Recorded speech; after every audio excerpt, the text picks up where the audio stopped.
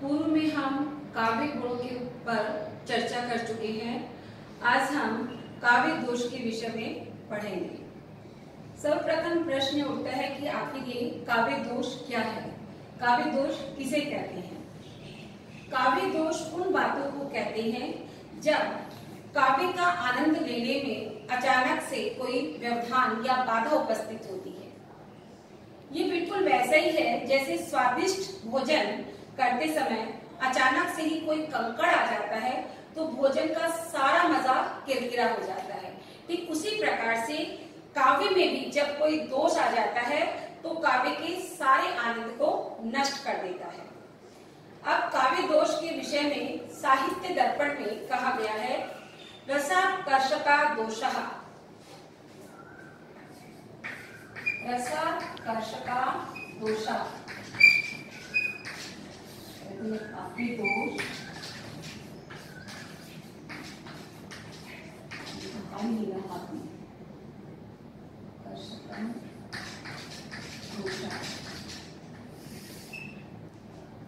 साहित्य दर्पण में कहा गया है, रसाकर्षका दोषः अर्थात काव्य के आनंद को हानि पहुंचाने वाली बातें दोष कहलाती है।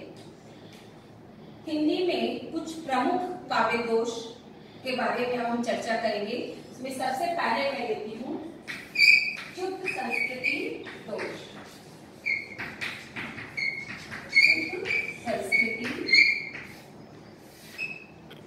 शुद्ध संस्कृति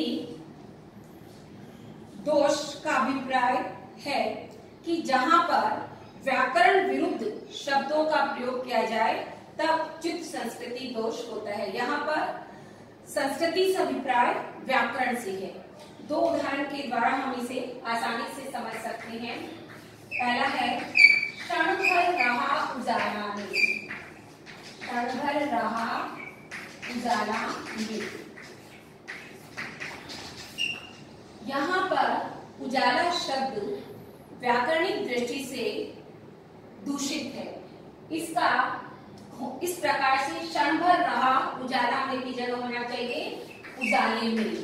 इसी तरह से एक अन्य उदाहरण है, खिले फूल सब गिरा दिए हैं। खिले फूल सब गिरा दिए हैं।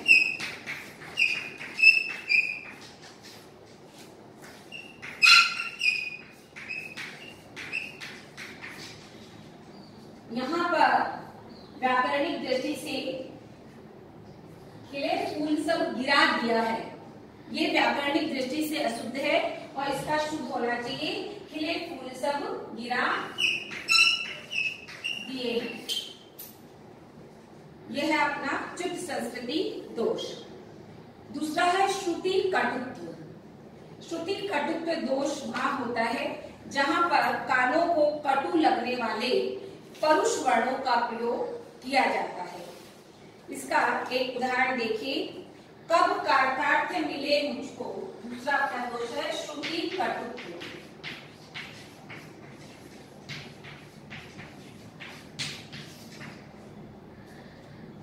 इसका एक उदाहरण है, कब कार्तार्थ्य मिले मुझको।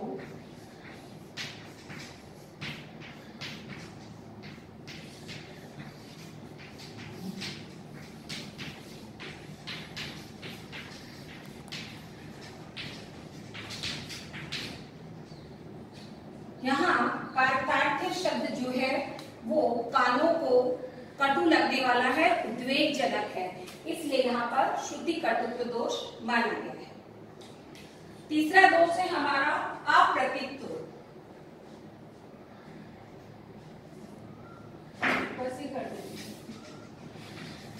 अप्रतित्व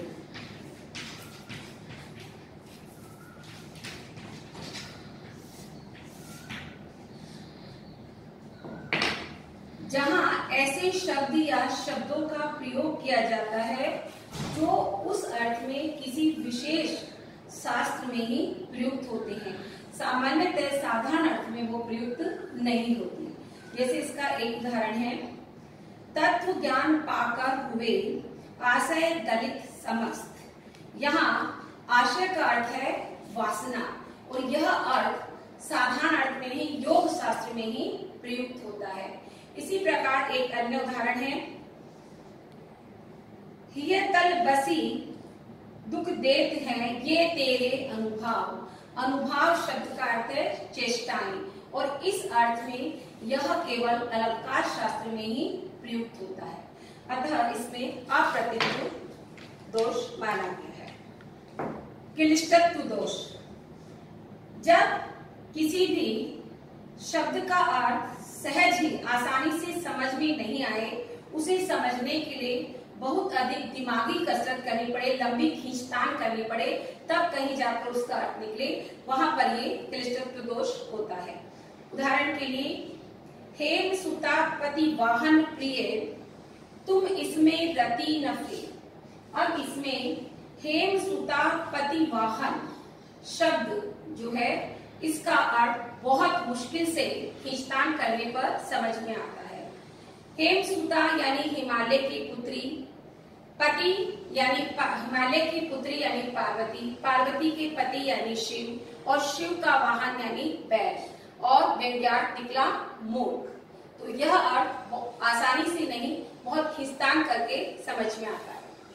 इसी तरह से लंकापुर पति को जो भ्राता तासु प्रिया नहीं आवती, यहाँ पर भी लंकापुर पति को जो भ्राता तासु प्रिया, इस पूरे वाक्य का अर्थ सिर्फ एक निकलता है निद्रा, और ये बहुत मुश्किल से कि लंकापुरी के स्वामी रावण, उनके भाई कुंभकर्ण और उनकी प्रिया निद्रा। तो यह सब बहुत अधिक दिमागी कसरत के बाद ही हम इस अर्थ तक पहुंच पाते हैं। पांचवा दोष है हमारा भ्रामत्व दोष। भ्रामत्व दोष वहां होता है जहां ऐसे शब्दों का प्रयोग किया जाए जो कि शिष्ट समाज में वर्जित होते हैं, या कह सकते हैं कि असंस्कृत सूचक और गंवारू शब्दों का प्रयोग जहां पर किया जाए। जैसे एक उदाहरण है, मूंड पे मुकुट धरे सोहत गोपाल है।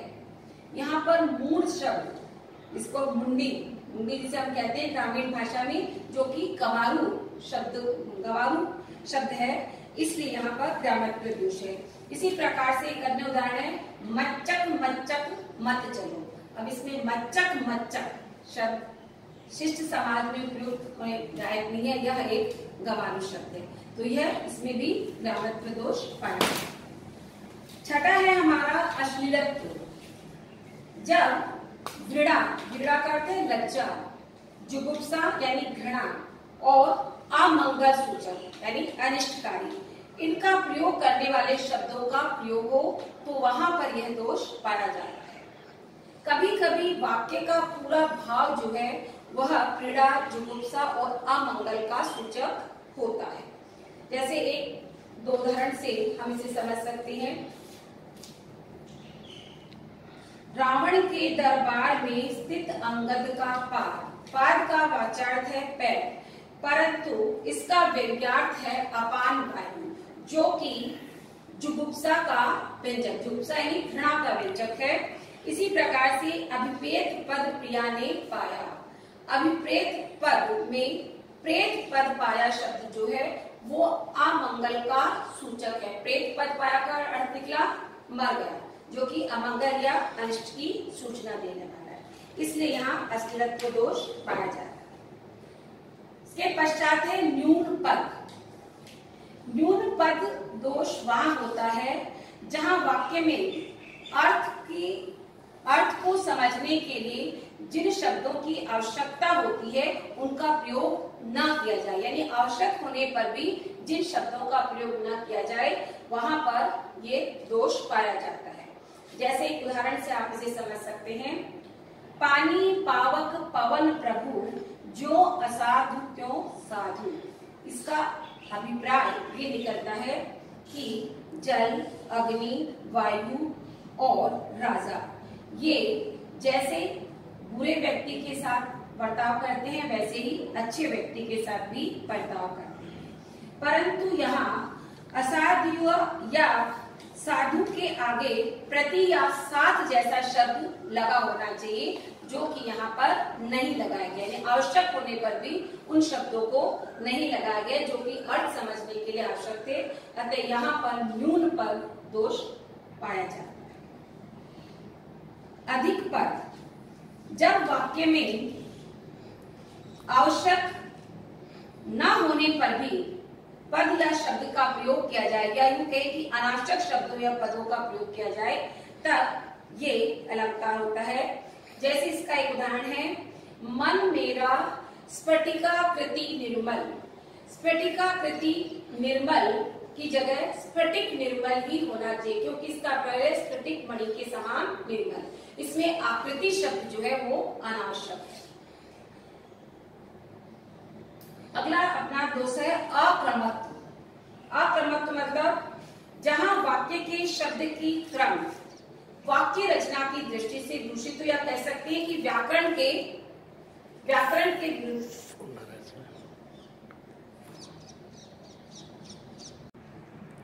अक्रमत्व, जहां वाक्य में शब्द का क्रम वाक्य रचना की दृष्टि से अर्थात व्याकरण के विरुद्ध हो, व्याकरण के नियमों के अनुसार न हो।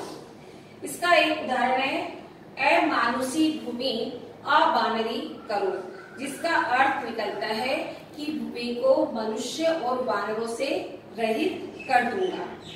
परंतु भूमि के पूर्व अमानुषी भूमि अबानरी करो, भूमि को मनुष्य और वानरों से हीन कर दूंगी, परंतु ये भूमि के पूर्व नहीं बाद में आना चाहिए, अन्यथा इसका अर्थ निकलता है कि मनुष्यहीन भूमि को वानरों से रहित कर दूंगा।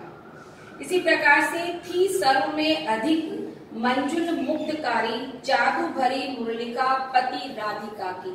यहाँ पर भी वाक्य का क्रम जो है वो दूषित है। अंतिम वाक्य में होना चाहिए जादू भरी मुरलिका राधिका पति की, पति राधिका की बजाय राधिका के पश्चात पति आना चाहिए। अगला है हमारा दुष्क्रमत्व।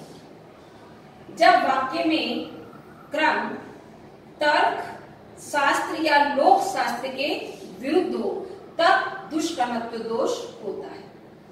जैसे एक उदाहरण है, राजन देहु तुरंग मुझे अथवा देहु मतंग।